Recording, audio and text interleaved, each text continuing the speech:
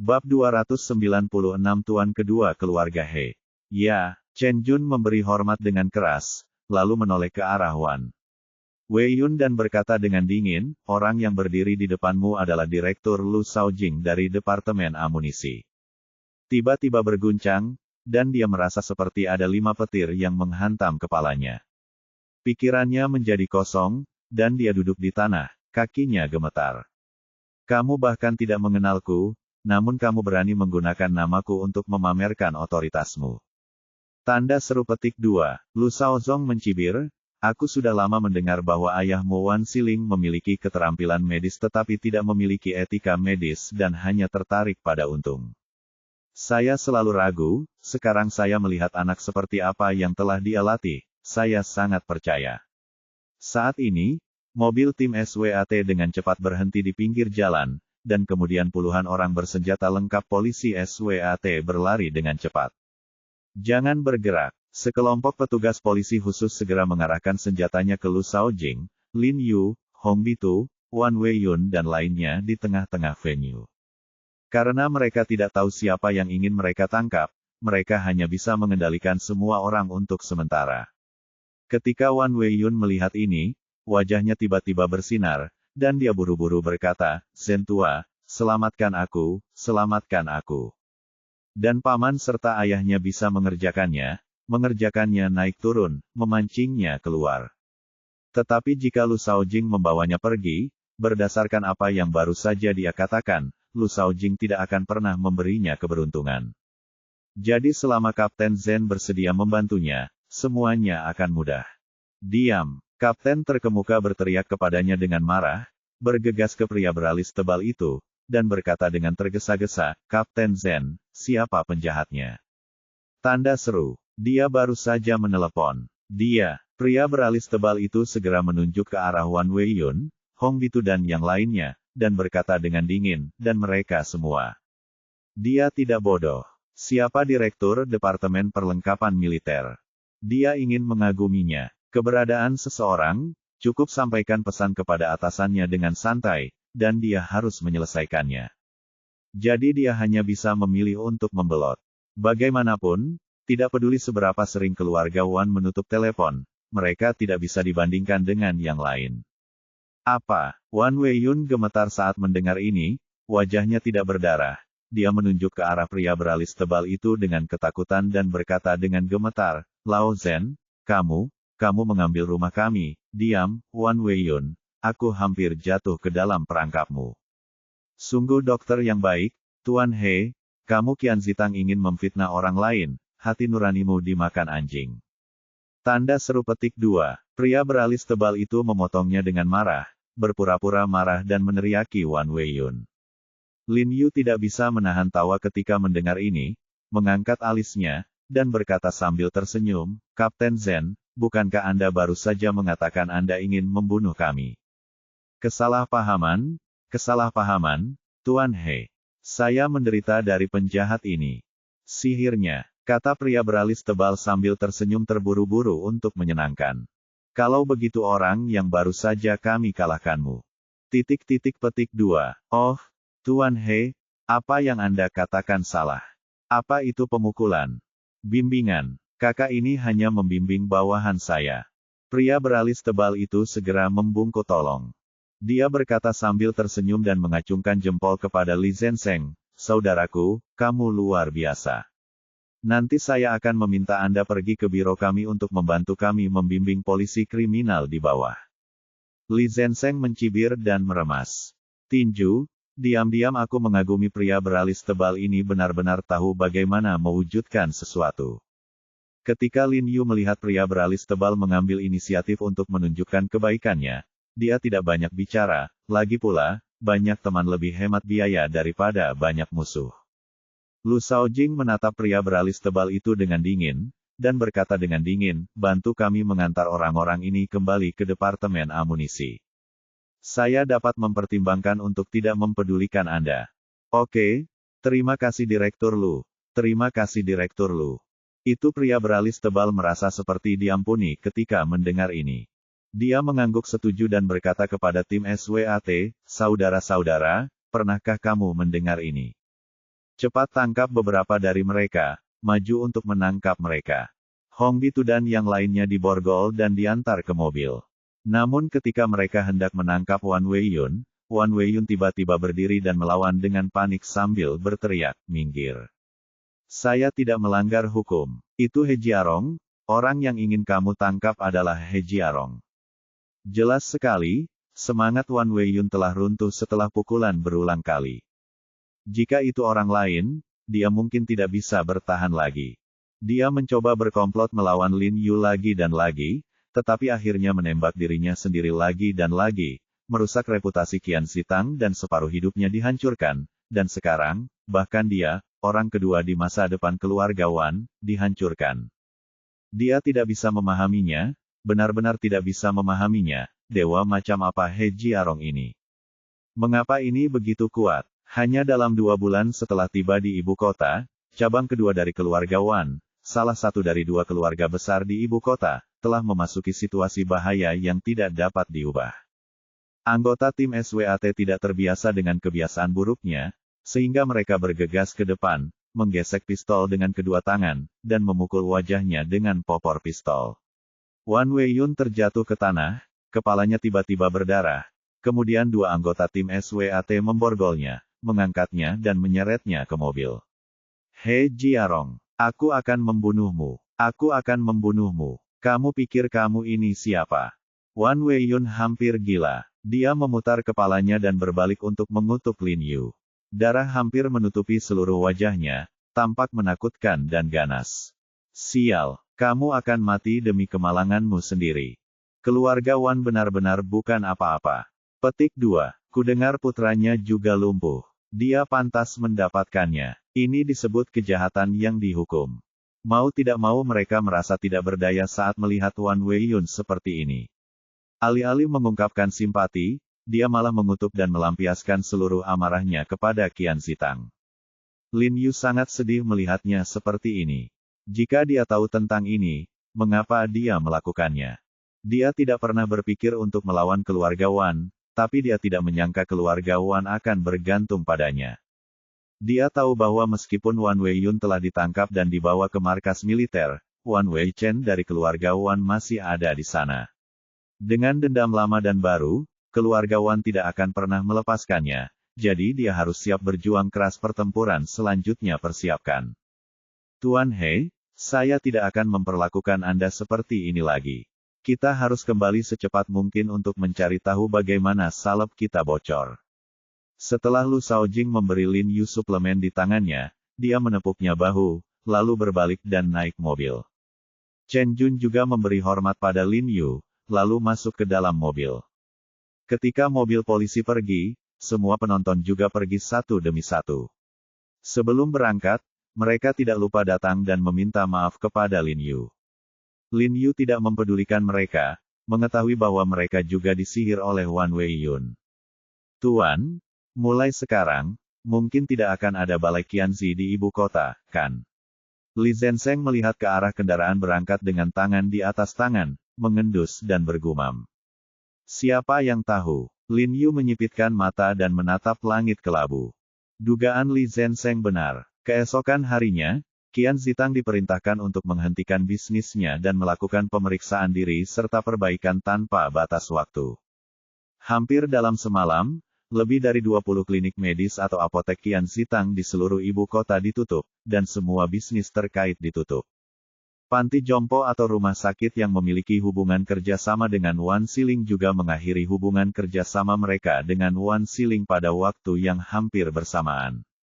Hal ini juga mengumumkan bahwa Qian Zitang, yang telah bergema di ibu kota selama lebih dari 20 tahun, telah ditutup benar-benar hancur dan selamanya akan jatuh ke dalam tren yang berkembang. Saudaraku, aku tidak punya rasa malu untuk hidup di dunia lagi, aku tidak punya rasa malu. Di rumah keluarga Wan, Wan Siling berlutut di depan Wan Sixun dan menangis dengan sedihnya.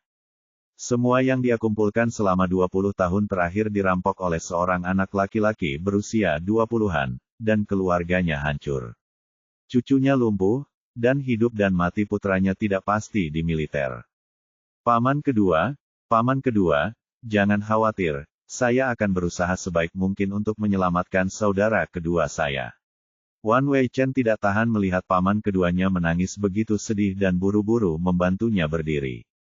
Wan Sixun tidak berbicara dari awal sampai akhir, tapi wajahnya muram seperti kertas nasi dengan tinta yang terciprat di atasnya. Setelah beberapa saat, dia perlahan berkata, Wei Chen, gunakan semua koneksi yang kamu miliki. Aku mau anak ini mati tanpa penguburan. Ya, Wan Wei Chen mengangguk cepat, dengan cahaya dingin bersinar di matanya. Saudari Yan, kenapa kamu ada di sini lagi? Di Aula Huiseng, Lin Yu melihat Jiang Yan membawakan sup ayam yang sudah dimasak lagi, dan buru-buru menyapanya dan mengambilnya. Ini adalah ketiga kalinya Jiang Yan datang ke sini berturut-turut dalam beberapa hari terakhir. Karena dia tidak sibuk akhir-akhir ini, Jiang Yan akan pulang kerja lebih awal di malam hari dan memasak sup ayam untuk Lin Yu. Apakah kamu tidak khawatir seseorang lemah dan mungkin secara tidak sengaja muntah darah dan pingsan saat merawat seseorang? Jiang Yan memutar matanya, nadanya dingin dan penuh cuka. Ye Qingmei segera menutup mulutnya dan tertawa saat mendengar ini. Jiang Yan masih memikirkan kejadian Lin Yu ketika dia hampir menyelamatkan nyawa Nona Li terakhir kali. Tentu saja, dia akan merasa kasihan pada suaminya sendiri. Baunya enak sekali. Bolehkah saya minta semangkuk? Li Zenseng datang dan berkata sambil tersenyum. Tentu saja, Saudara Li, kamu harus minum lebih banyak. Ketika seseorang tinggal di rumah orang lain, kamu harus menjaganya. Dia bahkan lebih membenci Lin Yu yang tinggal di keluarga Li. Siapa yang tahu apa yang terjadi jika Lin Yu dan Li Qianying sendirian di kamar? Baiklah, saudariku Yan, apapun yang aku lakukan di masa depan, aku akan melapor padamu dulu, oke? Lin Yu mengetahui karakter cemburu Jiang Yan dan menggodanya sambil tersenyum, juga karena kepeduliannya. Menurut Ye Qingmei, Jiang Yan sangat khawatir hingga dia menangis selama 2 malam berturut-turut ketika dia mengetahui bahwa dia telah muntah darah. Yah, bagaimanapun juga, ini adalah sup ayam yang dibuat oleh adikku Yan. Benar-benar enak dan lezat. Lin Yu memuji Jiang Yan sambil meminumnya. Ding ding ding. Pada saat ini, ponsel Lin Yu tiba-tiba berdering. Ketika dia melihat bahwa itu adalah He Jinqi, dia segera mengangkatnya dan berkata sambil tersenyum, Jinqi, bagaimana kabarmu akhir-akhir ini? Bagus sekali, 2. Kakak. He Jinqi masih tersenyum lucu, lalu tiba-tiba merendahkan suaranya dan berkata, kakak kedua, kakekku sedang tidak enak badan akhir-akhir ini. Bisakah kamu datang dan memeriksaku? Apakah kakekmu sakit parah? Dia sepertinya tidak membutuhkanku saat dia sakit, kan? Kata Lin Yu sambil terus minum sup ayam. Menurutku ini cukup serius. Bahkan majikan keduaku sudah kembali. Tuan keduamu sudah kembali. Lin Yu sedikit terkejut. Bab 297 Anda tidak diterima di rumah kami. Mengenai sosok berpengaruh di keluarga He, mungkin karena kakak Jiarong memiliki hubungan darah tertentu dengannya, mau tidak mau Lin Yu memiliki kekaguman yang berbeda terhadapnya. Selain itu, Li Zenseng sangat memuji pemimpin kamp pembunuhan rahasia, dan bahkan mengklaim bahwa jika ada orang di dunia saat ini yang dapat dibandingkan dengan jenderal terbang yang menembakkan batu dan membunuh harimau, itu pasti He Zizhen. Tahukah Anda, orang seperti Li Zenseng, yang super cakap dan menyendiri, jarang memuji orang lain. Karena dia bisa menggambarkan He Zizhen sebagai jenderal terbang Li Guang, itu menunjukkan kekagumannya pada He Zizhen. Saya baru saja kembali hari ini. Saya bergegas kembali karena penyakit kakek saya. He Jinqi menjawab, apa, saudara kedua, apakah Anda ingin bertemu kakek kedua saya? Saya tidak ada hubungannya dengan keluarga He Anda. Saya ingin sampai jumpa saudara kedua.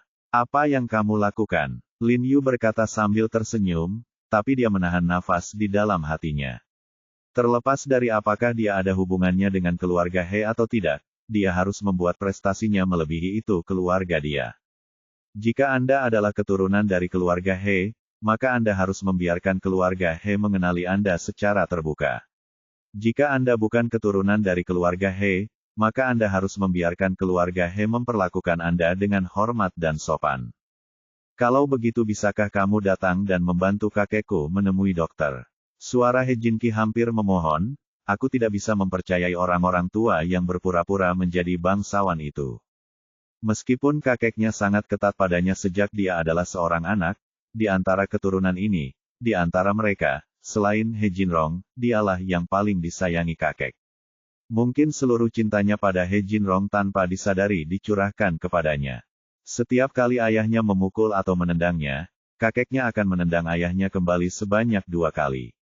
Setiap kali dia memikirkan hal ini, He Jinqi, yang selalu ceroboh, tidak bisa menahan tangisnya. Ini juga alasan mengapa dia menelepon Lin Yu. Dia telah melihat keterampilan medis Lin Yu dan percaya padanya, jadi dia ingin Lin Yu ke Yu membantu kakeknya melihatnya.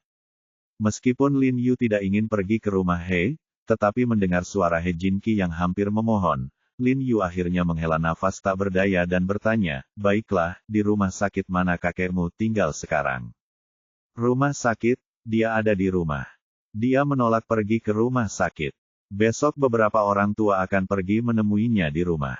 Ngomong-ngomong, kamu bisa datang, kata He Jinqi buru-buru. Oke, tapi kamu harus membantuku mencari alasan untuk pergi ke rumahmu. Lin Yu tersenyum tak berdaya. Ini tidak mudah.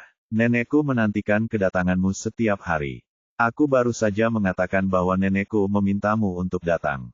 Tidak apa-apa, Lin Yu setuju. Ketika dia berpikir untuk bertemu He Zizhen besok, entah kenapa dia masih gugup. Hei, Xiao He, kita sedang makan. Pada saat ini, suara tawa tiba-tiba terdengar. Lin Yu mendongak dan melihat bahwa itu adalah Tuan Dou. Dia sedikit terkejut, Tuan Dou, Anda datang tepat pada waktunya. Mari kita makan semangkuk sup ayam. Sudah makan. Tuan Dou memandang Ye Qingmei dan Jiang Yan sambil tersenyum dan bertanya dengan ragu, keduanya adalah. Petik 2. Oh, ini istriku Jiang Yan. Ini saudara perempuan baptisku, Ye Qingmei, Lin Yu memperkenalkan dengan tergesa-gesa. Ye Qingmei telah mengakui ibunya sebagai ibu baptisnya, dan dia memang saudara perempuan baptisnya. Sungguh suatu berkah, Xiao He. Tuan Dou menatap Jiang Yan sambil tersenyum, dan berkata dengan tergesa-gesa, Xin Yi, mengapa kamu tidak datang dan menemui Dr. He? Melihat Tuan Dou dan yang lainnya kosong. Sendirian, saya tidak tahu dengan siapa Tuan Dou berbicara. Xin Yi. Tuan Dou menoleh ke belakang dan terkejut. Dia buru-buru berbalik dan berjalan keluar toko, berkata dengan suara yang dalam, Xin Yi, tidakkah kamu mendengar aku memanggilmu? Dia melihat seorang pria muda berusia awal 20-an berdiri di luar. Mengenakan setelan kasual putih dengan rambut pendek setinggi telinga, dia terlihat cantik dan tampan.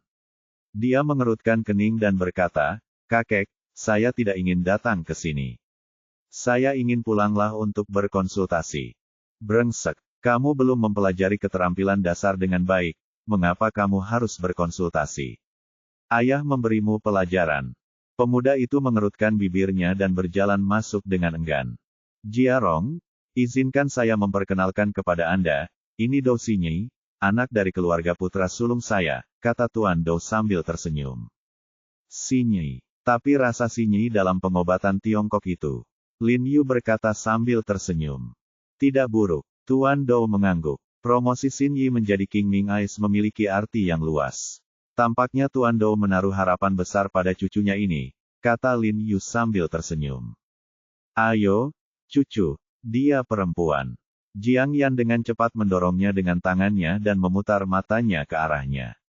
Lin Yu sedikit terkejut, dan melirik ke arah Dou Xinyi yang tampan, dan merasa sedikit terkejut. Haha, Jiang Yan benar, ini memang cucuku. Anak ini berdandan seperti tomboy sepanjang hari. Tuan Dou tersenyum tidak wajar. Jiarong, aku ingin kamu menerimanya sebagai muridmu dan belajar beberapa hal darimu. Lihat apakah kamu bisa melakukannya. Tuan Dou tersenyum menyanjung, lalu membusungkan dadanya dan menepuk dadanya dan berkata, jangan khawatir. Anak ini telah belajar kedokteran dengan saya sejak dia masih kecil. Dia memiliki bakat yang cukup bagus dan tidak akan pernah menyusahkan Anda. Petik 2. Oke, Lin Yu mengangguk cepat dan setuju. Dia membutuhkannya, seseorang, tapi dia tidak berharap Tuan Dou membantunya pada saat dibutuhkan. Dia secara alami dapat mempercayai orang-orang yang telah dilatih oleh orang-orang tua. Aku ingin memujanya sebagai guruku. Tanpa diduga, Dou Xinyi menatap Lin Yu dengan cemberut, dan mencibir. Melihat Lin Yu masih sangat muda, matanya penuh dengan penghinaan, dan dia berkata dengan dingin, berapa banyak tahun lebih tua dia dariku, kenapa aku harus memujanya sebagai guruku? Siapa yang memberitahumu bahwa keterampilan medis pengobatan tradisional Tiongkok ditentukan oleh usia? Izinkan saya memberitahu Anda, dokter, dia sangat berbakat, muda dan dewasa, dan memiliki keterampilan medis yang luar biasa. Belum lagi saya, bahkan jika Anda melihatnya seluruh ibu kota, hanya ada sedikit orang yang bisa menandinginya. Tuan He akan menerimamu sebagai muridnya, itu kehormatanmu. Tepat sekali, itu tidak jarang. Dou Xinyi tidak mempercayainya. Dia telah mempelajari pengobatan Tiongkok sejak dia masih kecil. Dia tahu bahwa pengetahuan pengobatan Tiongkok itu rumit dan luas, dan butuh waktu untuk mengumpulkannya masih sangat muda, dan dia baru mempelajarinya tanpa makan atau minum. Kamu gadis bajingan. Wajah Tuan Dou memerah karena marah. Gadis kecil ini sangat tidak tahu berterima kasih. Dengan kemampuan Lin Yu, mengajarinya beberapa keterampilan unik saja sudah cukup untuk membuatnya menjadi terkenal. Tuan Dou, jika dia tidak mau, lupakan saja. Tidak, saya harus menjadi murid hari ini, jika tidak, saya, Dou Zongyong, tidak akan menjadikan Anda sebagai cucu saya. Tuan Dou tersentak, wajahnya merah dan lehernya dipenuhi amarah, dan dia tidak dapat menahan batuknya yang keras beberapa kali. Oke, Dou Xinyi sangat marah hingga air mata mengalir di matanya. Melihat kakeknya sangat marah, dia tidak punya pilihan selain setuju. Dia mengertakkan gigi dan berkata, saya setuju untuk tinggal di sini, tapi saya minta konsultasi. Saya tidak mau memulai dengan minum obat. Petik 2. Itu konyol. Anda melakukan apapun yang diperintahkan Dr. He. Anda tidak punya hak untuk memilih. Tegur Tuan Dou dengan marah. Tidak apa-apa, biarkan dia duduk di klinik. Kebetulan saya kekurangan orang di sini. Lin Yu setuju dengan senang hati. Karena Tuan Dou mengajarinya sejak dia masih kecil, levelnya seharusnya tidak buruk mendiagnosa penyakit ringan dan pertanyaan bencana. Jiarong, aku ingin mengucapkan terima kasih banyak. Mulai besok, gadis ini akan datang bekerja di tempatmu. Apakah menurutmu tidak apa-apa? Kata Tuan Dou sambil tersenyum. Tidak masalah, aku akan menaikkan gajimu sebesar 50%. Lin Yu tersenyum. Cih, Dou Xinyi tampaknya sangat tidak berterima kasih. Ketika dia pergi, dia menatap Lin Yu dengan mata penuh ketidakpuasan. Gadis muda, kamu tidak tahu apa yang baik atau buruk. Li Zhen mengumpat dengan marah, merasa tidak senang dan diam-diam berpikir bahwa dia akan menunggu sampai kamu melihat level mastermu untuk melihat apakah kamu dapat bertahan. Keesokan paginya, He Jinqi datang menjemput Lin Yu dan pergi ke tempat kakeknya. Saat ini, belasan mobil berbagai jenis dan ambulans terparkir di luar halaman, memadati pintu masuk kampus. He Jinqi tidak punya pilihan selain menghentikan mobilnya di pinggir jalan, lalu masuk bersama Lin Yu. Ada beberapa orang berdiri di halaman, merokok dan mengobrol. Mereka menyapa ketika melihat He Jinqi. Ada juga beberapa orang berdiri di dalam rumah, dan mereka semua mengangguk ketika melihat He Jinqi. Ini semua adalah orang-orang yang dibawa oleh rumah sakit dan orang-orang tua itu. He Jinqi menjelaskan kepada Lin Yu, menoleh ke Ibu Huang dan berteriak, Ibu Huang, di mana nenekku? Membuat sup di dapur, sedikit malu. Membuat sup. Kenapa dia membuat sup? He Jinqi mengerutkan kening dan berkata tidak senang. Wanita tua itu tidak mengizinkan saya melakukannya. Dia berkata bahwa tuan muda suka minum sup pir yang dia buat sejak dia masih kecil, kata Huang Ma tanpa daya. He Jinqi sedikit mengernyit dan dengan cepat memanggil Lin Yu ke dapur. Saya melihat Nyonya He menyajikan semangkuk sup pir dengan sendok saat ini. Ketika dia melihat Lin Yu dan He Jinqi di belakangnya, dia menjadi senang dan buru-buru menyerahkan sup itu kepada Lin Yu dan berkata sambil tersenyum, Jinrong, kamu ada di sini. Ayo, nenek baru saja membuatkan sup buah pir untukmu. Oh, nenek, kakak dia di sini untuk mentraktir kakek. Jangan minum. He Jinqi hendak menghentikannya, Tetapi Lin Yu memotongnya dengan lambaian tangannya dan menyesap sup buah pir. Setelah menghabiskannya, dia berkata sambil tersenyum, "Nenek, aku akan pergi menemui kakek dulu, dan aku akan minum ketika aku kembali lagi nanti." "Oke." Nyonya He mengangguk berulang kali sambil tersenyum. Kemudian Lin Yu memanggil He Jinqi keluar dari dapur dan berkata dengan suara yang dalam, "Jinqi, sudah berapa lama nenekmu mengalami gejala ini?" "Hah? Gejala apa? Tidakkah kamu melihat nenekmu semakin bingung, dan setiap kali aku datang, kondisinya semakin buruk?" Lin Yu mengerutkan kening dan berkata, "Gejala nih. He termasuk penyakit Alzheimer suka. Saya ingat pertama kali saya bertemu Nyonya He di pesta ulang tahunnya. Saat itu, dia masih sangat sadar dan masih tahu bahwa dia adalah He Jiarong. Tapi hari ini, dia benar-benar menganggap dirinya sebagai He Jinrong. Orang sungguh mengejutkan bahwa dia menjadi begitu bingung hanya dalam sebulan. Dia tidak bisa tidak menyalahkan dirinya sendiri, bertanya-tanya apakah penampilannya telah membuat Ni He kesal. Aku benar-benar tidak terlalu memperhatikan hal ini. Pantas saja nenekku terus melupakan banyak hal akhir-akhir ini." He Jinqi menghela nafas, lalu menggelengkan kepalanya dan berkata, "Itu normal. Seiring bertambahnya usia, pikiran mereka pasti akan menjadi bingung. Mari kita pergi dan lihat dulu. Kakekku, ayahku, kakek keduaku, dan pamanku semuanya ada di atas sana." Setelah Lin Yu mengikuti He Jinqi ke atas, dia melihat sekelompok besar orang berdiri di kamar tidur, beberapa di antaranya berwarna abu-abu rambut. Ada dokter, baik pengobatan Tiongkok maupun Barat, termasuk Tuan Dou. He Ziqin dan He Ziheng juga ada di sana, tetapi mereka tidak melihat guru kedua yang disebutkan He Zizhen. "Kenapa kamu di sini?" He Ziqin sedikit terkejut ketika dia melihat Lin Yu, dengan sedikit kepanikan yang tak terlihat di wajahnya. Dia segera meraih lengan Lin Yu dan menyeretnya keluar, berkata dengan suara dingin, "Cepatlah dan pergi. Kamu tidak diterima di rumah kami." Bab 298 Kecerdasan, halaman setengah. Dilihat dari nada dan ekspresi kata-katanya, dia tidak sabar untuk melepaskan Lin Yu, dan sepertinya dia tidak ingin Lin Yu tinggal di sini lebih lama lagi. Meskipun dia tidak menyambut Lin Yu sebelumnya, itu tidak mendesak seperti sekarang. "Paman, kakak He di sini untuk merawat kakek." He Jinqi sangat tidak puas dengan sikap pamannya dan berkata dengan cemberut, "Temui dokter. Apakah kamu perlu dia menemuimu? Pernahkah kamu melihat begitu banyak pemain besar?" He Ziqin memelototi He Jinqi dengan suara dingin, "Apakah kamu yang membuat keputusan dalam keluarga ini atau aku?" He Jinqi masih mewaspadai paman ini, mengecilkan lehernya dan tidak berani mengucapkan sepatah kata pun. Lin Yu tidak mengatakan apa-apa. Dia melirik ke arah Tuan He di ranjang rumah sakit, mengerutkan kening, dan kemudian berkata kepada He Jinqi, "Jinqi, dengan para ahli medis kekaisaran di sini, kakekmu akan baik-baik saja. Dan aku tahu dari lihat wajahnya. Masalah fisik kakekmu memang tidak serius, jadi aku tidak akan menimbulkan masalah di sini."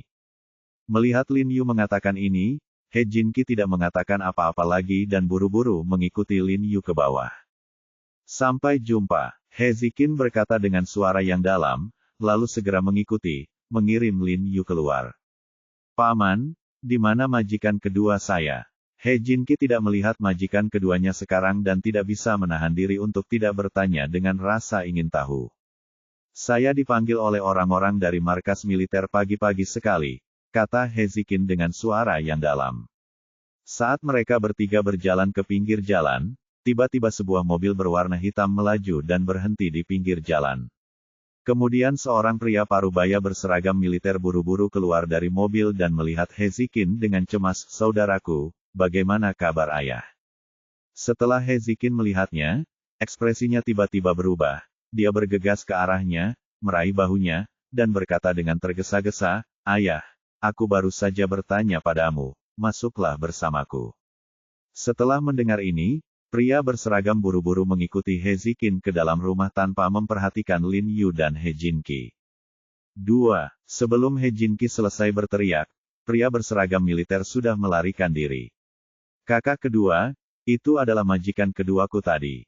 He Jinqi membusungkan dadanya dan berkata dengan bangga, bagaimana? Bukankah ini luar biasa? Biasa saja, memang berbeda dengan orang biasa.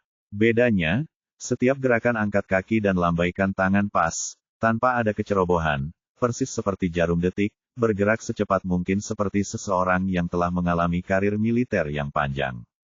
Karena dia bergerak terlalu cepat dan He Ziqin sengaja memblokirnya, Lin Yu tidak melihat wajahnya dengan jelas. Dia hanya melihat sisi wajah yang tegas, yang sama sekali berbeda dari tampilan damai di foto. Dilihat dari tindakan He Ziqin yang menghalangi pandangan He Zizen barusan, Lin Yu akhirnya tahu kenapa He Ziqin sangat ingin melepaskannya, karena dia sama sekali tidak ingin dia bertemu He Zizen. Tampaknya He Zizen mungkin tidak menyadari keberadaannya sendiri. Haruskah aku memperkenalkanmu kepada majikan keduaku nanti? He Jinqi berkata dengan penuh semangat, karena keluargaku takut dia akan terganggu, aku belum memberitahunya tentangmu. Kata-kata He Jinqi semakin menegaskan pemikiran Lin Yu. Tidak perlu. Lin Yu menggelengkan kepalanya dan tersenyum. Keluarga He tidak mau mengakui bahwa dia adalah keturunan keluarga He. Setelah Lin Yu keluar dari rumah He, Shen Yuxuan tiba-tiba memanggilnya dan berkata dengan penuh semangat, Jiarong, saya katakan sebelumnya bahwa sepotong hijau kekaisaran terbaik ditemukan di kumpulan batu kasar yang Anda pilih. Apakah Anda masih mengingatnya? Ingat? Ada apa? Lin Yu berkata sambil tersenyum. Tidak bisakah dia mengingat batu mentah yang dia pilih secara pribadi? Terakhir kali untuk pembukaan Heiji di ibu kota, dia secara khusus membeli sejumlah besar batu mentah berkualitas tinggi batu dari Makun, termasuk sepotong hijau kekaisaran tertinggi. Tuan Duan telah mengukirnya. Shen Yuxuan berkata dengan penuh semangat, jika Anda punya waktu, datang dan lihat. Lin Yu tiba-tiba menjadi tertarik ketika mendengar ini, dan ingin melihat apa, pengrajin ajaib, itu, jadi dia naik taksi langsung ke bengkel pemrosesan perhiasan Giok Heiji. Bengkel pemrosesan Heiji terletak di persimpangan kawasan perkotaan lama dan baru. Ini adalah ruang kumpulan material. Shen Yuxuan sudah lama mencari sebelum menemukan tempat seperti itu. Pertama, luas dan area bengkelnya besar. Kedua, aman. Biro Keamanan Umum ada di sebelahnya. Jiarong, kamu di sini. Setelah melihat Lin Yu, Shen Yuxuan buru-buru menyapanya dan membawanya masuk. Lin Yu melihat sekeliling bengkel penuh dengan batu mentah dan bahan limbah lainnya. Ada beberapa pria kuat yang merokok di dekatnya. Shen Yuxuan membawa Lin Yu langsung ke dalam kantor. Tuan Duan sedang melihat sebongkah batu dengan kacamata baca. Setelah melihat Lin Yu, dia buru-buru melepas kacamatanya dan berkata dengan antusias, Tuan He, Anda di sini. Duan, Lao, panggil saja aku Jiarong. Lin Yu tersenyum dan bertanya dengan prihatin, bagaimana kabar cucumu sekarang? Jauh lebih baik, terima kasih aku harus pergi ke tempatmu dapatkan obat lagi nanti. Ketika masalah ini disebutkan, rasa terima kasih di wajah Duan Fengnian menjadi semakin besar. Jiarong, ayolah, lihatlah mahakarya Tuan Duan. Saat ini, Shen Yuxuan telah mengeluarkan guanyin yang diukir oleh Duan Fengnian, dengan hati-hati membungkusnya dengan kain sutra dan menyerahkannya kepada Lin Yu. Lin Yu buru-buru mengambilnya dan melihat bahwa guanyin tidak besar, hanya setengah ukuran telapak tangannya, tetapi seluruh tubuhnya berwarna hijau dan cerah, garis-garis tubuhnya bulat dan ramping, matanya setengah terbuka dan setengah ditutup, dan itu sangat nyata sehingga sangat cerdik. Tuan Duan, Anda benar-benar pengrajin yang ajaib. Semakin Lin Yu melihatnya, semakin dia merasa seolah-olah guanyin hidup kembali, dan dia terkejut di dalam hatinya. Tuan He, terima kasih atas penghargaannya. Sebenarnya, akan lebih cocok untuk menyimpan batu giok yang bagus seperti cincin dan plakat polos. Duan Fengnian berkata sambil tersenyum. Memang benar, cara paling hemat biaya untuk membuat warna hijau kekaisaran terbaik seperti ini adalah dengan membuat permukaan cincin atau tanda polos, yang dapat meminimalkan hilangnya bahan, terlalu banyak kerugian materi dan kerugian ringan. Bahan-bahannya cukup untuk membuat beberapa mie kecil bernilai ratusan ribu bahkan jutaan. Dia tidak mengerti mengapa Shen Yuxuan, sebagai seorang pengusaha, membuat pilihan seperti itu. Tidak, kami hanya ingin mengukir batu giok guanyin.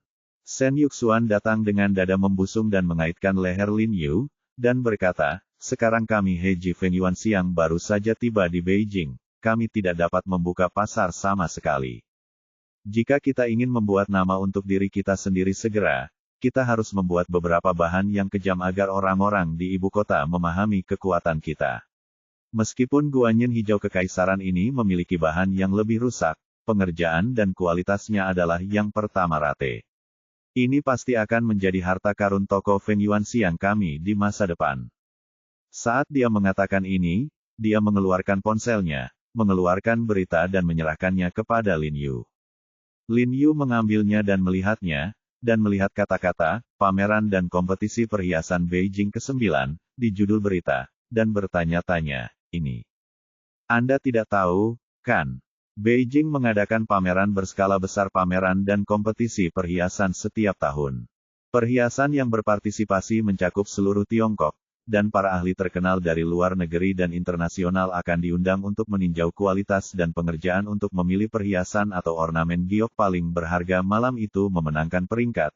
Semua orang akan menjadi terkenal, dan kami, Feng Yuanxiang, juga pernah berpartisipasi di dalamnya sebelumnya, tetapi pada saat terbaik, kami hanya mendapat tempat kelima. Shen Yuxuan tersenyum, merasa sedikit malu. Padahal, sebagai perusahaan perhiasan yang menduduki peringkat 10 besar di tanah air, sudah sangat bagus untuk menduduki peringkat kelima. Saya mengerti maksud Anda. Apakah Anda ingin mengambil jade guanyin ini untuk berkompetisi dalam kompetisi? Lin Yu mengangkat alisnya dan berkata. Bab 298 Kecerdasan, halaman 2/2. Ya, sejujurnya, dengan keahlian Tuan Duan sebagai pendekar pedang, sangat mungkin untuk memenangkan tempat pertama, apalagi 3 besar. Shen Yuxuan berkata dengan penuh semangat, pada saat itu, reputasi Heiji kita pasti akan bergema ibu kota. Dia berkata sambil berbicara. Dia begitu gembira hingga suaranya bergetar tanpa sadar, seolah-olah dia telah melihat adegan di mana Heiji menjadi terkenal di seluruh ibu kota, dan bahkan seluruh negeri. Yah, jika kamu bisa mendapatkan peringkat, itu bagus. Lin Yu tersenyum dan mengangguk. Dan akan ada beberapa raksasa perhiasan internasional yang mencari mitra. Begitu kita menarik perhatian mereka dan menjalin kerja sama dengan mereka, itu sama dengan mengambil langkah pertama menuju go internasional. Kata Shen Yuxuan dengan penuh semangat. Duan Fengyan juga bersemangat dengan kata-kata Shen Yuxuan. Dia segera memakai kacamata bacanya dan berkata dengan suara gemetar, bagaimana kalau saya berlatih lagi? Tidak perlu, Tuan Duan. Ini bagus, lebih banyak saja tidak cukup. Lin Yu tersenyum. Saya mengambil guanyin ini dan melihatnya, dan menemukan bahwa ukirannya tepat, memberikan perasaan alami kepada orang-orang. Jika saatnya tiba, saya akan menambahkan beberapa ornamen batu giok berkualitas tinggi lainnya dan pergi berkompetisi bersama, dan mencoba membuat Heiji langsung sukses. Kata Shen Yuxuan dengan bangga. Lin Yu tersenyum dan mengangguk, lalu berjalan mengelilingi bengkel. Bagaimanapun, ini adalah pertama kalinya dia ke sini, jadi dia pasti sedikit penasaran. Terdapat ruang pengolahan kecil di ujung bengkel. Terdapat banyak potongan batu kasar dan sisa-sisa yang bertumpuk di luar, dan di dalamnya terdapat banyak tablet batu giok yang baru dipotong yang belum dipoles. Mengapa begitu banyak tablet giok yang diproses? Bisakah mereka dijual dalam waktu singkat? Lin Yu bertanya dengan rasa ingin tahu. Ini tidak untuk dijual, ini yang dipesan pelanggan. Shen Yuxuan berkata sambil tersenyum. Saya memesan lebih dari 200 yuan sekaligus. Lebih dari 200 yuan. Mendengar ini, meskipun itu adalah hiasan batu giok tidak mungkin sebuah toko khusus membeli begitu banyak merek batu giok sekaligus. Apakah kamu sudah membayar? Lin Yu bertanya dengan santai, lalu berjalan ke ruang pemrosesan. Kamu membayar setengahnya, dan kamu akan membayar setengahnya lagi saat kamu mendapatkan barangnya.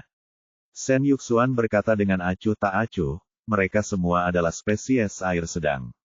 Harganya mahal atau tidak murah, tapi juga tidak murah.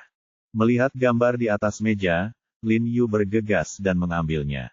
Melihat beberapa simbol aneh tercetak di kertas, dia bertanya-tanya, apa ini? Saya tidak tahu, orang itu memerintahkannya untuk diukir di atas plakat giok. Shen Yuxuan menggelengkan kepalanya. Lin Yu tidak mengenali beberapa simbol hantu di atasnya, jadi tentu saja dia juga tidak mengenalinya. Lin Yu menatap tanda pada gambar dengan hati-hati. Dia merasa tanda itu terlihat sangat familiar, tetapi dia tidak dapat mengingat di mana dia pernah melihatnya sebelumnya. Bolehkah saya mendapatkan salinan gambar ini? Lin Yu bertanya. Tentu saja, ambillah, ambil sesukamu, kamu dapat mengetiknya di komputer kapan saja. Shen Yuxuan berkata dengan acuh tak acuh, tetapi orang itu memberitahuku sebelum memesan untuk tidak membiarkan aku menyebarkan gambarnya, tetapi kamu adalah bosnya, kamu dapat melakukan apapun yang kamu inginkan dengannya. Ambillah. Jangan biarkan kamu menyebarkannya. Lin Yu mengerutkan kening dan melihat gambar itu, lalu dengan hati-hati memasukkannya ke dalam sakunya. Setelah Lin Yu kembali, dia belajar sepanjang malam, tetapi dia masih tidak mengerti apa arti simbol pada gambar itu. Dia tidak bisa menahan tawa pada dirinya sendiri, merasa bahwa dia benar-benar bebas dan tidak peduli apa yang orang lain sedang mengukir. Hei, tidak bisakah kamu tidur? Jika kamu tidak ingin tidur, aku akan pergi ke kamar itu. Jiang Yan berteriak dengan marah ketika dia melihat Lin Yu memegang selembar kertas dan melihatnya tanpa henti. Jika Lin Yu tidak memintanya untuk datang ke ruangan ini tanpa alasan, dia tidak akan datang, tetapi ketika dia datang, dia berani mengabaikan dirinya sendiri. Selesai, sudah selesai. Lin Yu buru-buru menyimpan gambarnya, lalu segera melepas pakaiannya, karena kegembiraannya, kerahnya tergantung di telinganya. Dia tidak tahu sudah berapa lama sejak dia berhubungan intim dengan Jiang Yan, dan dia bahkan telah melupakan sentuhan kulit Jiang Yan. Sekarang dia melihat aroma hangat dari batu giok lembut Jiang Yan tergeletak di depannya, dia terasa gatal dan tidak sabar. Siapa sangka dia baru saja selesai melepas pakaiannya dan hendak menerkam Jiang Yan ketika telepon berdering pada waktu yang tidak tepat. Lin Yu terkejut ketika melihat nama di telepon rubah tua ini memanggilnya. Bab 299 ada tamu terhormat lainnya, halaman setengah. Lin Yu langsung menekan tombol mute, melemparkan telepon ke samping, dan bersiap untuk menerkam lagi, tetapi telepon berdering lagi. Lin Yu sangat marah. Setelah memikirkannya, dia mengangkat telepon, tersenyum dan berkata, "Hei, Paman Chu, kenapa kamu meneleponku terlambat?" "Haha, pulang. Rong, aku belum melihatnya kamu sudah lama sekali. Aku sedikit merindukanmu. Bagaimana kabarmu?" kata Chu Xilian sambil tersenyum di ujung telepon, nadanya terdengar penuh kebaikan. "Bagus, Paman. Bagaimana kabarmu akhir-akhir ini?" Petik 2. Lin Yu tidak buru-buru bertanya mengapa dia menelepon, dan berjalan berputar-putar bersamanya dengan tenang. "Bagus sekali, bagus sekali. Bagaimana dengan itu? Aku ingin mengajakmu makan malam bersamaku besok malam. Apakah kamu punya waktu?" Lin Yu mengerutkan kening, tidak ingin terlalu dekat dengan rubah tua ini, dan langsung menolak, "Maaf, Paman Chu, ada beberapa pasien penting yang harus saya temui besok malam, saya khawatir saya tidak punya waktu." Petik 2. "Haha, ini Yun. Wei ingin bertemu denganmu." Chu Xilian berkata sambil tersenyum, "Kalian sudah lama tidak bertemu, kan?" Lin Yu tidak bisa menahan gemetar saat mendengar Chu nama Yun Wei, dan dia ragu-ragu. Meskipun dia tidak menyukai Chu Xilian dan Chu Yunxi, dia memiliki kesan yang baik terhadap Chu Yun Wei. Set jarum perak naga dan Phoenix yang dia berikan padanya sangat membantu dia. Tidak tahu bagaimana keadaannya akhir-akhir ini, Lin Yu ragu-ragu dan berkata, "Kalau begitu aku akan mencoba yang terbaik." "Oke, kalau begitu mari kita buat kesepakatan. Aku akan segera mengirimkan alamat hotelnya. Kamu harus ayolah."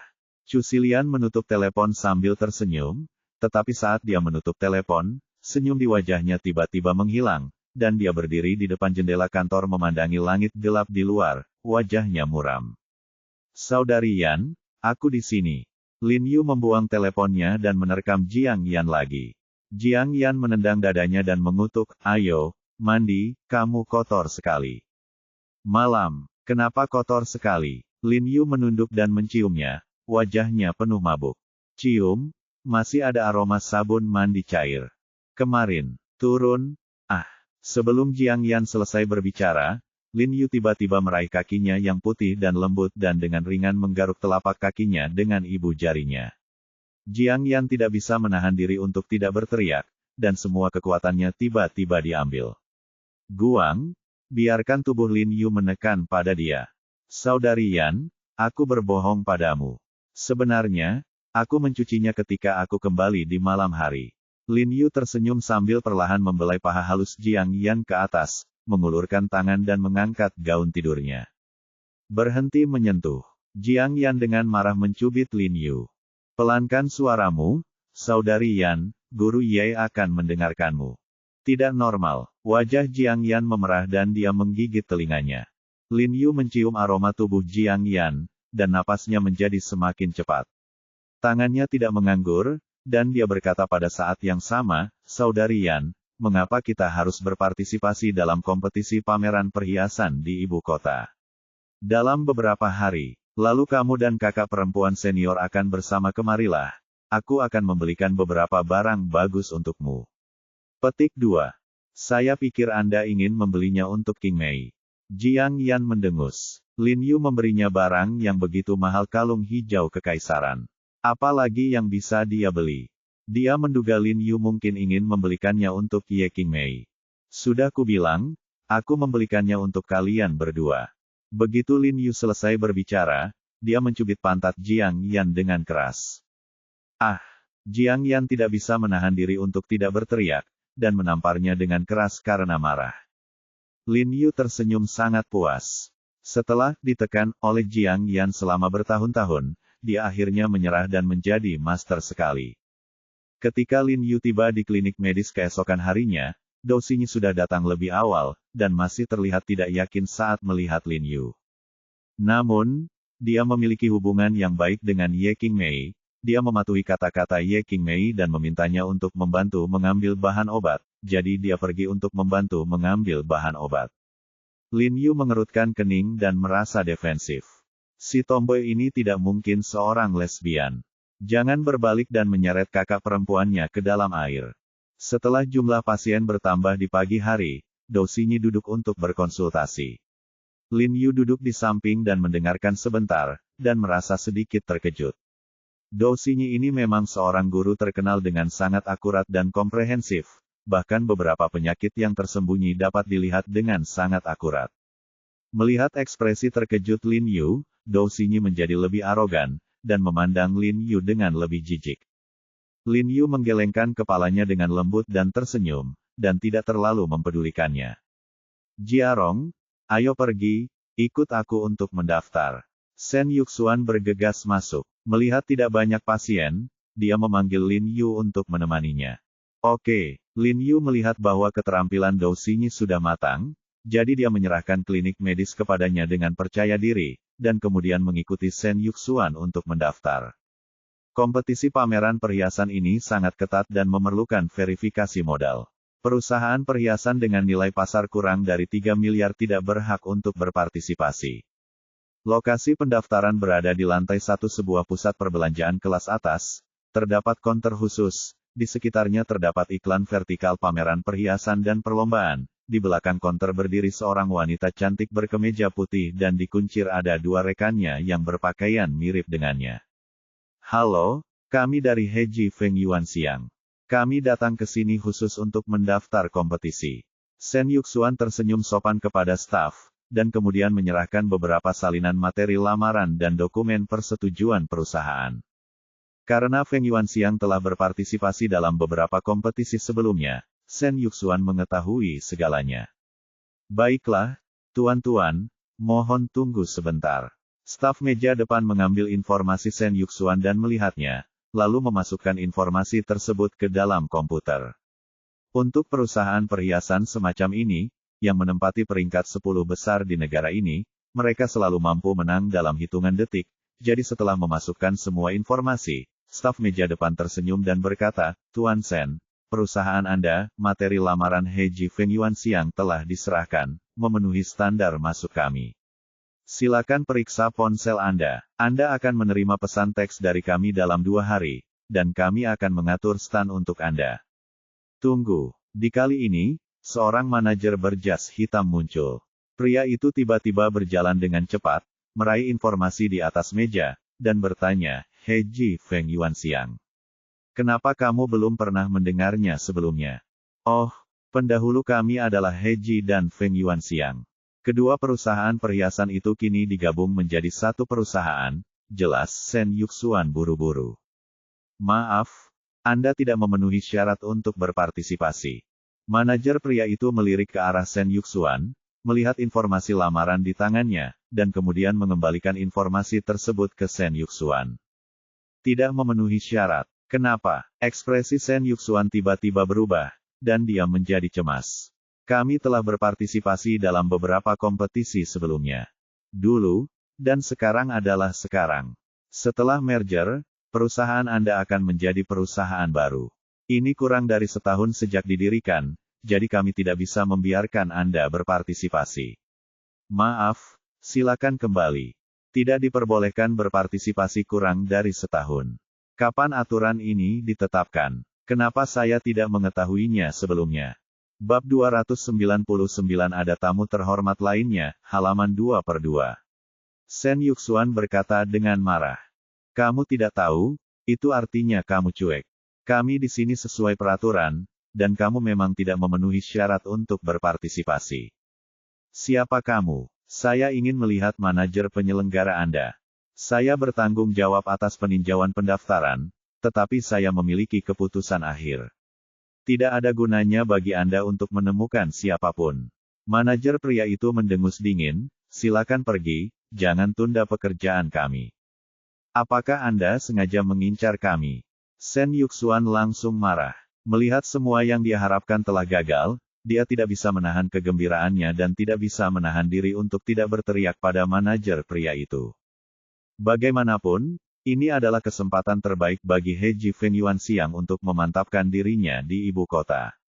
Jika dia melewatkan kesempatan ini, dia harus menanggungnya selama setahun penuh, yang tidak hanya akan membuang biaya finansial, tetapi juga banyak uang, biaya waktu dan biaya peluang.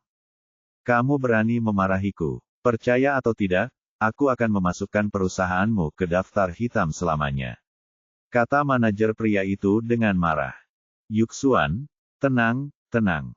Lin Yu memeluk Shen Yuxuan, menyeretnya ke samping, dan membujuk, "Oke, jika kamu tidak ingin aku lewat, jangan biarkan aku lewat. Ayo cari jalan.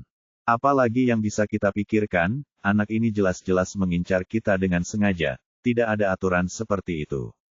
Shen Yuxuan mengepalkan tinjunya dengan keras, merasa marah dan sedih bahkan tidak memenuhi syarat untuk berpartisipasi. "Tidak masalah, akan selalu ada jalan." Lin Yu dengan lembut menepuk bahunya untuk menghiburnya, lalu menariknya kembali ke rumah sakit.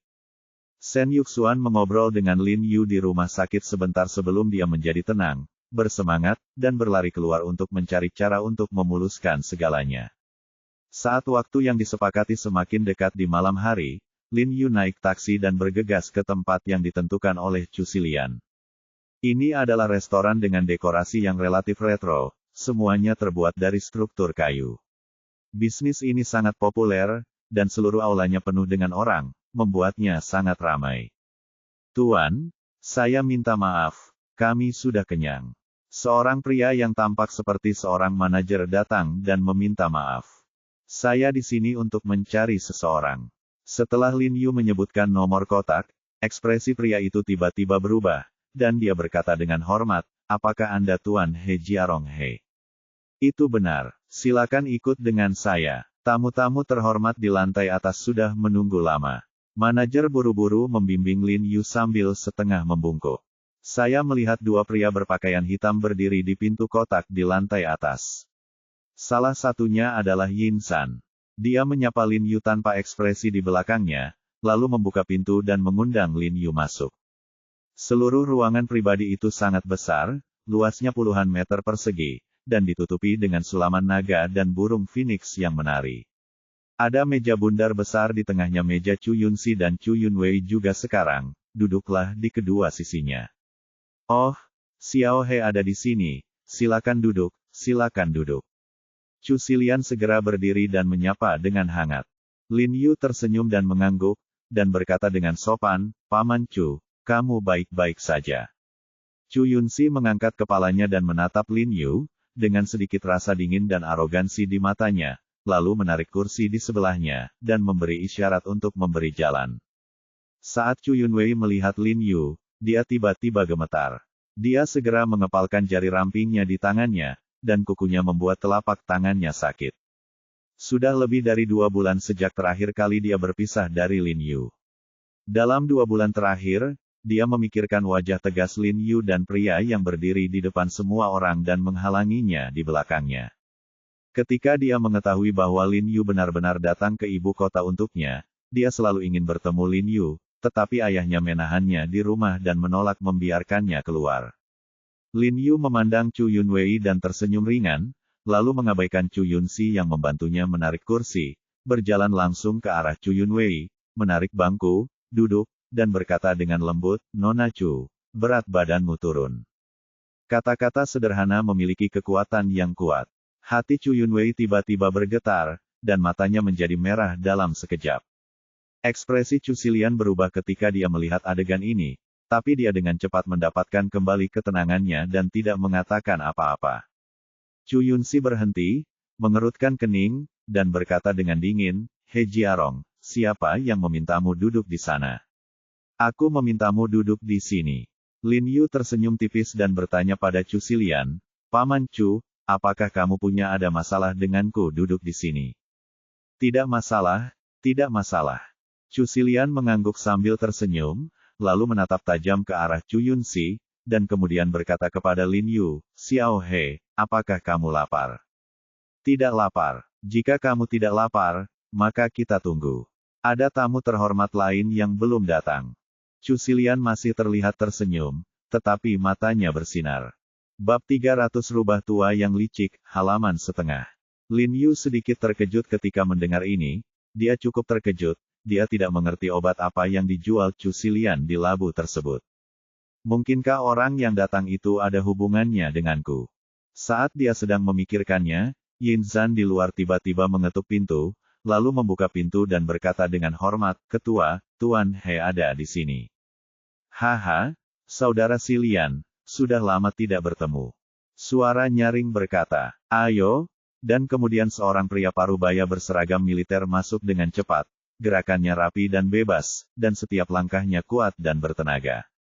Wajahnya sama dengan temperamennya, tegas dan tenang, matanya seterang bintang, dan dia penuh energi seperti pedang besi hitam yang berat tanpa ujung. "Oh, Saudara Zizen, kamu sangat merindukanku." Chu Xilian segera berdiri, berjalan mengitari meja secara langsung, berjalan ke arah He Zizen dan memeluknya. "Saya mendengar bahwa orang tuamu tidak sehat, apa kabar? Apakah ada masalah?" "Tidak masalah, dokter memeriksa saya kemarin dan mengatakan dia dalam keadaan sehat." He Zizen meluruskan seragam militernya dan berkata sambil tersenyum, "Tidak apa-apa, saya baru saja keluar dari markas militer dan saya tidak punya pakaian." Dia segera bergegas setelah melihatnya. "Oh, Saudara Zizen tidak akan bisa mengambil cuti bahkan jika dia kembali." Chu Xilian berkata sambil tersenyum, "Terima kasih, kamu karena jauh dari rumah beberapa tahun terakhir ini. Saya merasa cukup beruntung ketika mengatakan ini. Jika lelaki tua di keluarganya tidak menggunakan semua koneksinya untuk menahannya di sini, dia mungkin adalah orang yang meninggalkan rumahnya, kampung halamannya dan sekarang berada jauh di perbatasan. Oleh karena itu, He Zizen setara dengan menanggung semua ini untuknya. Hei, kerja keras membela negara kita. Bukankah ini tugas setiap prajurit? Belum lagi meninggalkan rumah. Saya putra dan putri Tiongkok, dan setiap jengkal tanah di Tiongkok adalah tanah air saya." Perasaan luhur Zizen dengan senyuman, kata-katanya begitu bebas dan mudah sehingga dia dipenuhi energi. "Tidak mungkin, sangat tidak mungkin." Lin Yu memandang He Zizen, yang bergerak dengan semangat tinggi, dan menghela nafas dalam hatinya, Saudara Jiarong tidak akan pernah bisa menjadi putra Tuan He. Seperti kata pepatah, naga melahirkan naga dan burung phoenix, dan anak tikus bisa menggali lubang. Tuan He disebut naga di antara manusia, tapi Saudara Jiarong sepertinya hanya tahu cara menggali lubang. Semakin dia berpikir tentang itu, semakin dia berpikir itu tidak mungkin. He Jiarong dan He Er mungkin hanya kebetulan aku mirip dengannya. Haha, apa yang dikatakan saudara Zizen itu benar.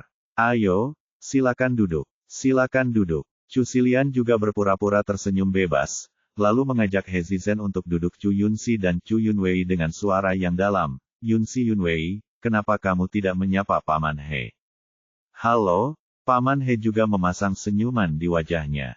Halo, Paman He. Wajah Chu Yunwei menjadi sedikit pucat, alisnya sedikit berkerut, dan ada sedikit kekhawatiran di alisnya.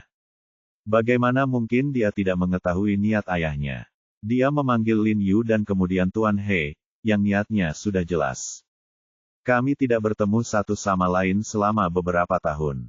Yunxi dan Yunwei telah menjadi dewasa, kata He Zizen dengan sedikit penyesalan. Dia jarang kembali ke ibu kota dalam beberapa tahun terakhir, dan setiap kali dia kembali, dia tidak bisa tinggal lebih dari beberapa hari. Dia pergi dengan tergesa-gesa, dan orang-orang di ibu kota dan segalanya tampak sedikit aneh baginya. Ini Tuan He. Senyuman dalam muncul di wajah Chu Xilian, dan dia memperkenalkan Lin Yu. Dia adalah teman Yun Wei dan salah satu mitra bisnis Yunxi. Oh, adik, untungnya. Sebelumnya kata, akan diucapkan, He Zizen membeku di tempat, dengan mulut terbuka, menatap Lin Yu dengan kaget, pikirannya menjadi kosong. Bagaimana mungkin dia tidak melihat bahwa pemuda di depannya sangat mirip dengan dirinya ketika dia masih muda? Apalagi siapa nama belakangnya? Pikiran He Zizen tiba-tiba melayang kembali ke 20 tahun yang lalu, dan dia tidak bisa tidak menghubungkan pemuda di depannya dengan putranya. Memikirkan tubuh putranya yang masih kecil yang tidak dapat dikenali, sakit hati menghantamnya lagi. Tetapi melihat Lin Yu di depannya, dia merasakan gelombang harapan yang tak dapat dijelaskan di dalam hatinya. Lagi pula, banyak spekulasi apakah anak itu adalah putranya. Meski sempat mencela rumor tersebut sebelumnya, kini ia sangat berharap rumor tersebut benar adanya, dan pemuda yang duduk di hadapannya adalah putra yang sering diimpikannya selama 20 tahun. Meskipun ia adalah manusia yang berkemauan keras, ia tidak bisa lepas dari 7 emosi dan 6 keinginan, juga tidak bisa lepas dari cinta yang mendalam pada anak sapi. Haha, Zizen, apa yang kamu lakukan berdiri di sana dalam keadaan linglung? Silakan duduk dengan cepat. Chu Xilian menikmati keadaan linglung He Zizen. Ini adalah pertama kalinya dia melihatnya selama bertahun-tahun, jadi dia sengaja tidak melihatnya. Saya tidak menunjukkannya dan berpura-pura bingung. Tolong He Zizen duduk di dalam. Aku bisa duduk saja di sini. He Zizen tidak mengikutinya ke dalam, tapi menarik kursi dan duduk agak jauh dari Lin Yu. Chu Xilian tidak menghentikannya dan berjalan kembali ke tempat duduknya sambil tersenyum. Adik, kamu, dari mana asalmu? He Zizen tidak sabar untuk bertanya pada Lin Yu begitu dia duduk. King Hai. Lin Yu menjawab dengan jujur. King Hai. He Zizen tampak terkejut dan berkata dengan cemas, lalu, bagaimana keadaan orang tuamu dalam keadaan sehat? Aku diadopsi sejak aku masih kecil dan tidak memiliki ayah atau ibu, dan menjawab dengan jujur, saat dia melihat Tuan He, dia sudah mengerti maksud dari Chu Xilian, seekor rubah tua. Sepertinya sebelum Tuan He datang, Chu Xilian belum mengungkapkan apapun kepadanya, dan membiarkan Tuan He menanggungnya secara langsung. Kejutan yang tak terduga. Saya harus mengatakan bahwa Chu Xilian terlalu kejam, dan ada bahaya dalam kekejamannya.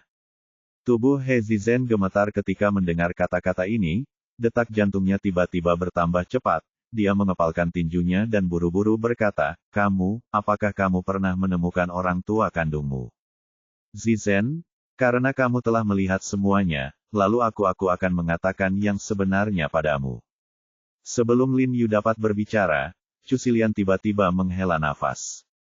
Lin Yu tidak bisa menahan tawa marah mendengar kata-katanya. Apa artinya rubah tua ini sudah melihatnya? Kedua wajah itu sangat mirip sehingga hanya orang bodoh yang tidak bisa melihatnya. Saudara Xilian, tolong bicara. He Zizen menatap Lin Yu dengan ekspresi yang rumit, dan kemudian menatap Chu Xilian, wajahnya penuh harapan. Sejujurnya, saat pertama kali bertemu dengan anak ini, saya mengira dia sangat mirip dengan Anda. Saya juga menanyakan semua pertanyaan yang baru saja Anda ajukan. Saya bahkan curiga bahwa dia adalah putra Anda yang berpisah 20 tahun yang lalu. Chu. Silian tidak bisa menahan diri untuk berhenti sejenak setelah mengatakan ini, dan menyesap tehnya. Saudara Silian, teruslah bicara. He Zizhen berkata dengan tidak sabar, sepertinya telah kehilangan momentum ketenangan dan ketenangan di awal. Belum lagi dia, bahkan kaisar paling mulia di zaman kuno pun mungkin tidak akan bisa mengendalikan diri ketika melihat putranya yang mungkin telah terpisah selama lebih dari 20 tahun. Anak ini tidak mengetahui pengalaman hidupnya sendiri dan ingin mencari orang tua kandungnya, jadi saya membujuknya untuk datang ke ibu kota dan membawanya ke pesta ulang tahun wanita tua di hari ulang tahunnya. Chu Silian tidak khawatir perlahan, dia menikmati perasaan He Zizhen yang dikendalikan olehnya dalam segala aspek. Selama bertahun-tahun, dia tidak pernah memanfaatkan He Zizhen, dan dia tidak pernah lebih baik darinya sedikitpun. Namun hari ini, garis hidup He Zizhen ada di tangannya. Apakah kamu pernah menghadiri pesta ulang tahun ibuku? He Zizhen sangat terkejut. Dia tampak terkejut karena tidak ada seorang pun di keluarganya yang menyebutkan masalah ini kepadanya, bahkan istrinya sekarang, dan ada secercah cahaya di matanya, tampak sedikit bersemangat, dan berkata dengan tidak sabar, apa yang terjadi selanjutnya. Bab 300 Rubah Tua yang Licik, halaman 2/2. Kemudian, semua orang memiliki pemikiran yang sama seperti Anda. Mereka juga merasa bahwa identitas anak yang meninggal sebelumnya tidak diketahui, dan Xiao He sangat mirip dengan Anda, jadi mereka semua ingin memastikannya. Karena Anda tidak ada di sini, Tuan. Dia pergi melakukannya dengan anak itu. Tes garis ayah, kata Chu Silian perlahan. Lalu apa? Apa hasilnya? Kali ini, He Zizhen yang pertama menyela Chu Silian. Ini konyol. Chu Silian menggelengkan kepalanya sambil tersenyum. Sebenarnya ada dua hasil identifikasi. Petik 2. Hasilnya jelas menunjukkan bahwa saya tidak memiliki hubungan darah dengan keluarga He. Untuk menyelesaikannya, potong dia secara langsung. Ekspresi Chu Silian berubah, dan dia menatap Lin Yu dengan wajah tegas, cahaya dingin melintas di matanya. Bocah ini, dia membantunya, tetapi dia tidak tahu apa yang baik atau buruk. Tidak ada hubungan darah. He Zizhen terkejut, matanya penuh kekecewaan. Apakah hasilnya akurat? Xiao He, apa yang kamu lakukan? Bahkan jika kamu marah pada keluarga He, kamu tidak boleh melakukannya bohong, kan? Sebelum Lin Yu dapat berbicara, Chu Silian melirik Lin Yu, mengangkat kepalanya dan berkata dengan cepat, Zizhen, sejujurnya, ada dua jenis hasil identifikasi setelah keluar. Dua jenis. Bagaimana? Mungkin. He Zizhen tampak kaget. Chu Silian menggelengkan kepalanya dan tersenyum pahit, berpura-pura tidak berdaya dan berkata, saya juga tidak tahu. Hasil tes keluarga He menunjukkan bahwa tidak ada hubungan darah, tetapi lembaga pengujian lain yang saya kirim untuk mengirimkan sampel menunjukkan bahwa ada hubungan darah. Hubungan, saya tidak bisa membedakan yang sebenarnya dari yang salah untuk sementara waktu. Saya pikir mungkin seseorang secara tidak sengaja melakukan kesalahan, jadi saya mengirimkan hasil penilaian saya kepada orang tua Anda, berharap orang tua Anda dan Xiao He akan bersama lagi. Saya pergi untuk tes garis ayah, tetapi saya tidak menyangka bahwa lelaki tua itu mengabaikan saya sama sekali. Sayangnya, saya tidak tahu apa yang dimaksud lelaki tua itu dengan ini dia keluarga. Berbahaya, benar-benar berbahaya, bahkan bisa dikatakan ganas. Wajah Lin Yu tiba-tiba tenggelam ketika dia mendengar apa yang dia katakan. Dia hanya berpikir bahwa dia akan baik-baik saja jika dia merobek hasil penilaian yang diberikan Chu Silian kepadanya. Tanpa diduga, Chu Silian benar-benar mencetak salinan baru dan memberikannya kepada Tuan He. Tujuan perkataan Chu Silian kepada He Zizhen juga sangat jelas, yaitu untuk memberitahu He Zizhen bahwa semua orang di keluarga He menyembunyikan sesuatu dari Anda, dan keluarga He yang dipimpin oleh Tuan He sepertinya tidak peduli apakah dia Jiarong, adalah keturunan keluarga He. Mereka tidak peduli apakah dia putramu, He Zizhen, mereka tidak ingin mengenalinya sama sekali. Sebaliknya, jika hasil identifikasinya belum pasti, mengapa tidak dilakukan tes lagi? Bagaimana mungkin He Zizhen tidak memikirkan hal ini? Hatinya penuh gelombang, Dan dia tidak mengerti mengapa ayahnya tidak lagi mengikuti tes garis ayah dengan Lin Yu semuanya, itu mungkin milik keluarga He. Garis keturunannya mungkin satu-satunya keturunan He Zizhen. Meskipun wajahnya tampak tenang, kulitnya sedikit pucat dan matanya abu-abu. Chu Xilian menangkap semua ini di matanya, dan dia dipenuhi dengan rasa bangga. Dia tahu bahwa tidak peduli apakah He Zizhen tidak dapat melihat bahwa apa yang terjadi hari ini adalah pengaturan yang disengaja olehnya, tidak peduli bagaimana keluarga He berusaha menutupi masalah ini, akan ada keretakan yang tidak dapat diperbaiki antara He Zizhen dan keluarga He. Ketika Tuan He meninggal karena sakit, diperkirakan keluarga He akan hancur dalam sekejap. Bagaimanapun, kedua bersaudara He Zizhen memiliki niat jahatnya masing-masing. Dan tanpa He Zizhen, keluarga He seperti harimau tanpa taringnya, tidak perlu ditakuti lagi. Mungkinkah ayahku tidak melihat hasil penilaian sama sekali?